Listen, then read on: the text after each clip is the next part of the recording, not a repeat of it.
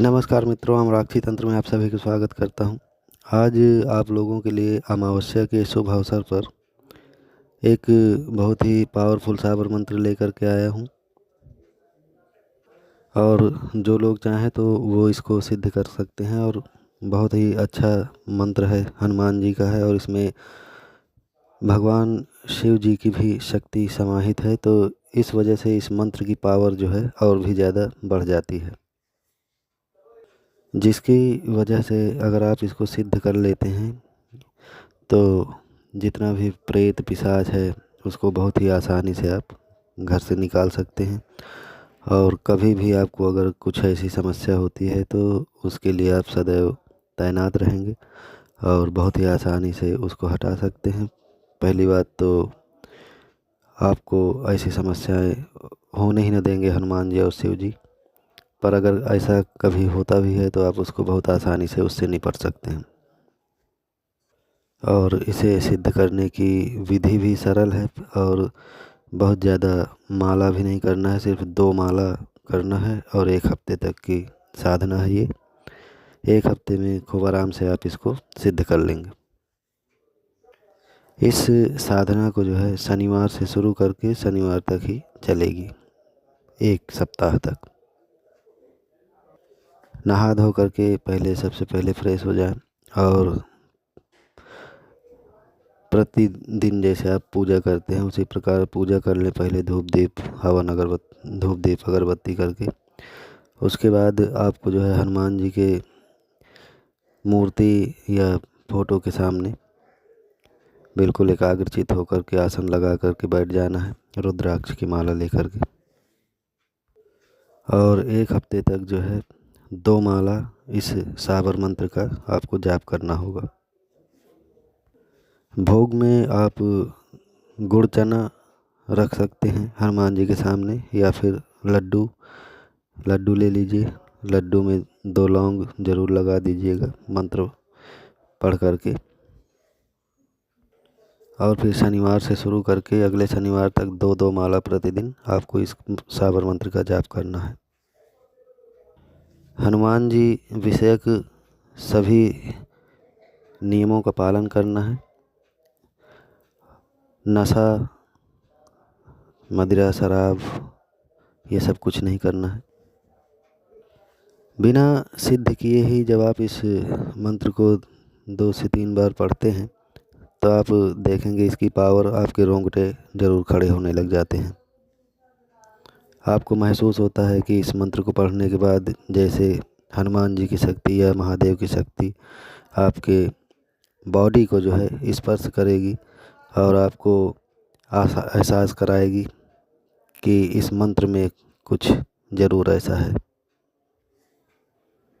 साधना start करने से पहले किसी को बताना नहीं है, न तो साधना के मध्य में किसी को कुछ भी बताना है, और जब तक साधना कंप्लीट नहीं हो जाती किसी से कुछ भी नहीं बताना है।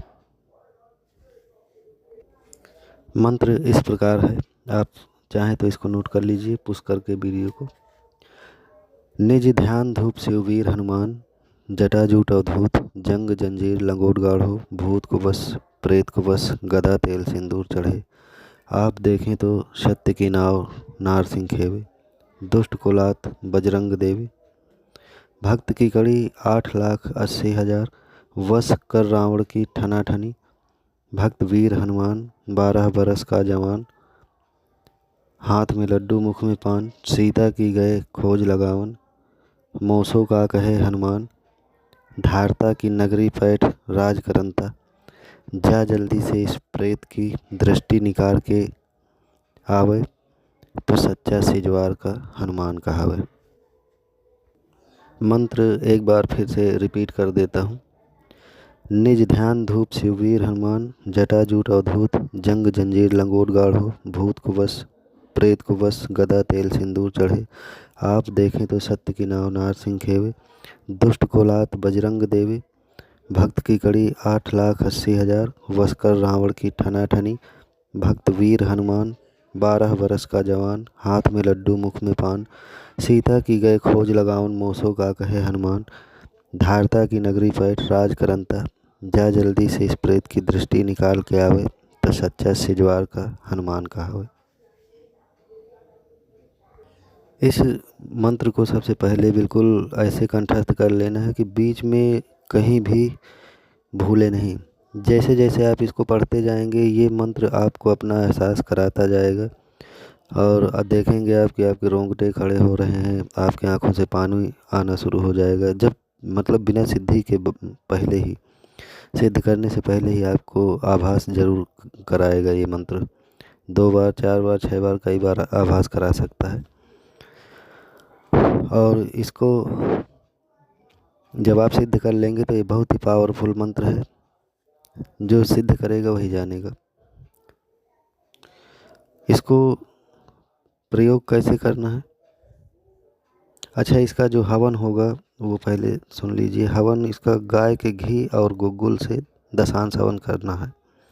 गाय का घी रहेगा और गुग्गुल, बस 2 सामग्री रहेगी। इन्हीं 2 सामग्रियों से दशांश हवन करना है साधना कंप्लीट हो जाने के बाद।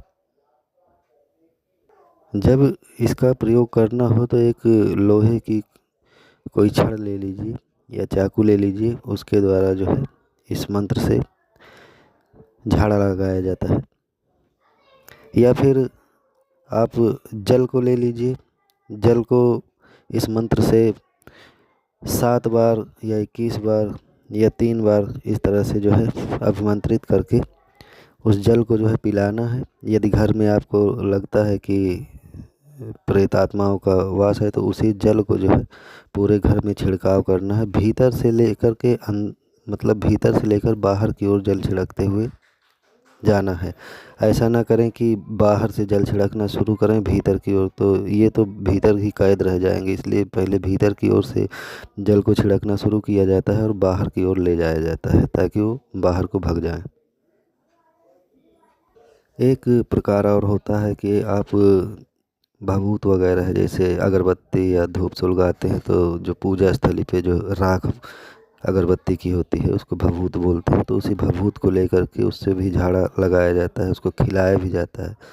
लौंग द्वारा आप लौंग अभिमंत्रित करके जो है किसी को खिला सकते हैं, या लौंग को अभिमंत्रित करके गले में बंधवा सकते हैं काले धागे में।